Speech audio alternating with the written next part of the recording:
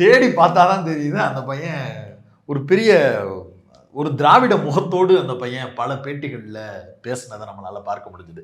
இந்த உட்கார்ந்து பேசுவோம் எபிசோடுக்காக அவர் யாருன்னு தேடி எடுக்கும்போது தான் சுவாரஸ்யமாக பல விஷயங்கள் அவர் பேசியிருக்கிறாரு. தமிழ்நாட்டில் இருக்கக்கூடிய இந்த ரேப் இசையில் நம்முடைய மக்களினுடைய வழிகளை பேசக்கூடிய அறிவு தனக்கு ஒரு பரிச்சயமான நண்பர் அப்படிங்கிறத பயன்படுத்துகிறாரு. அப்புறம் கேபர் வாசுகிய பெயரை பயன்படுத்துகிறாரு. இண்டிபெண்ட் ஆர்டிஸ்டாக இருக்கக்கூடிய அசல் கோளாறு இந்த மாதிரியான நபர்கள் எல்லோரோடும் அவருடைய இணக்கத்தை பாராட்டுகிறார்.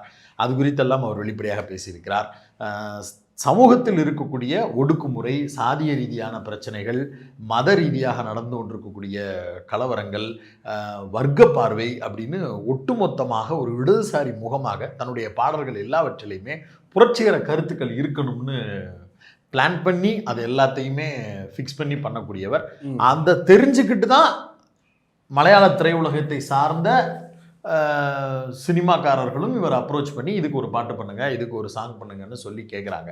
வாய்ஸ் ஆஃப் வாய்ஸ்லெஸ்ன்னு தொடங்கி அவரே தனியாக ஒரு பேண்ட் ஒன்று கிரியேட் பண்ணி அதில் இண்டிபெண்ட் ஆர்டிஸ்ட்டை பூராத்தையும் கொண்டு வந்து ஒரு பெரிய அளவுக்கு அடுத்த கட்டத்துக்கு இந்த ரேப் இசையை எடுத்துகிட்டு போகணும் அப்படின்னு சொல்லி முயற்சி செய்து கொண்டிருக்கிறவர்.